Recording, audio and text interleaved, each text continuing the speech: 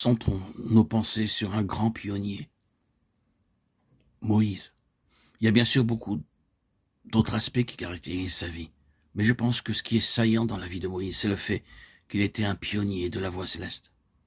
Si nous regardons la vie de Moïse d'un point de vue terrestre, nous voyons très bien que cela parle de déception, d'échec et de tragédie, car bien que pendant 80 longues années d'épreuves, des années de discipline et de souffrance, au cours desquelles il a marché dans la voie céleste, ou appris à marcher dans la voie céleste, ni lui, ni les gens qui l'avaient conduit hors d'Égypte n'entrèrent dans le pays promis. Cela s'interprète comme une déception et comme une tragédie. Je ne peux lire ce passage au cours duquel Moïse plaide avec Dieu pour qu'il lui permette d'entrer avec ce refus catégorique, définitif et sans appel de Dieu, sans être profondément remué. C'est une chose qui nous interpelle. Vous voyez ces gens qui ont été constitués à une nation par la main de Moïse, qui lui devaient leur existence en tant que peuple. Non seulement cette première génération n'est pas entrée dans le pays pour en hériter, mais leur histoire tout entière a depuis lors toujours été une tragédie. Il y a eu des périodes et des moments lumineux dans cette histoire, des temps de gloire, mais souvenons-nous combien ils discutaient avec Moïse, et tout ce qu'ils attribuaient à Moïse, comment ils contestaient avec Moïse. Tout cela a été une histoire décevante. Je le répète, d'un certain point de vue, la vie de Moïse comporte beaucoup d'aspects qui parlent d'échec, de déception et de tragédie.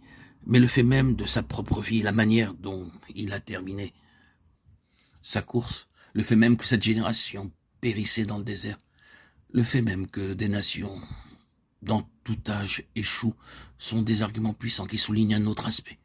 Ils affirment d'une manière énergique que si c'est tout ce qu'il y a ici-bas, alors c'est une chose bien pauvre, et qu'il doit y avoir une autre voie que celle-là. Il doit y avoir une autre réalité que celle-là. Oui, il y a un autre point de vue, il y a le point de vue céleste, là où le ciel interprète et gouverne tout. Commençons par l'homme et sa formation. Nous ne considérons pas sa naissance, nous lisons ce qui est dit de lui dans la lettre aux Hébreux, Moïse en Égypte. Ici, nous sommes une fois de plus confrontés à quelque chose que nous avons souvent répété dans ces méditations, ce sens inné d'une destinée. Vous ne pouvez pas mettre de côté cet aspect quand vous êtes confronté avec le plein dessein de Dieu et quand vous parlez d'œuvre, de service, de ministère.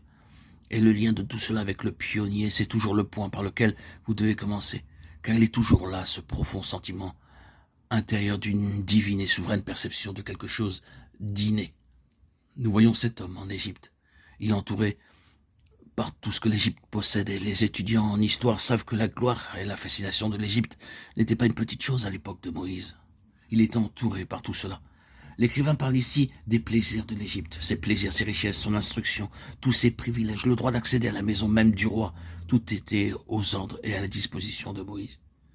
Il était instruit dans toute la sagesse des Égyptiens, acte 7, 22, et il avait tous les plaisirs de l'Égypte à sa portée, ce qui n'était pas une petite chose. Est-ce que vous pouvez dire que ces choses pouvaient être repoussées aisément? C'est un puissant tout de ce monde, mais ce sens de la destinée lui faisait considérer tout cela comme rien, bien que jouissant de tout et aussi loin qu'il pouvait le désirer. Il y avait sans cesse une ombre à son plaisir. Il y avait quelque chose d'intérieur qui l'empêchait de se contenter de tout cela. Il y avait en lui un sens de mécontentement et d'insatisfaction qui était en réalité produit par le travail de Dieu en lui, afin qu'il ne soit pas satisfait par quoi que ce soit en dessous de son plein dessein. Moïse était incapable de définir ce désir étrange, mais cela lui permettait de percevoir que le tout de l'Égypte n'était d'aucune manière le tout de Dieu, et que l'Égypte ne pourrait jamais répondre à cet appel et à cette force procédant d'au-dessus et d'au-delà de lui-même. Maintenant, ce n'est pas une exagération, et ce ne sont pas que des mots, c'est scripturaire. Et c'est ce qui nous éprouve. Pour ceux qui sont appelés dans la pleine pensée de la voix de Dieu, sont plus hauts et sont meilleurs, cela sera ainsi. Peu importera la popularité, la position dans le monde, la réussite, les moyens et les ressources, tout ce qui peut être à portée de la main. Si nous sommes véritablement appelés selon son dessein, nous n'aurons pas de repos dans tout cela et nous serons insatisfaits et vides, disant « tout cela n'a aucune valeur ». Il y a plus que tout cela. Éprouvons nos cœurs avec cela. Ce n'est pas de la fiction, c'est un fait. Il se peut que par ces paroles, aujourd'hui, cela vous parle de manière particulière.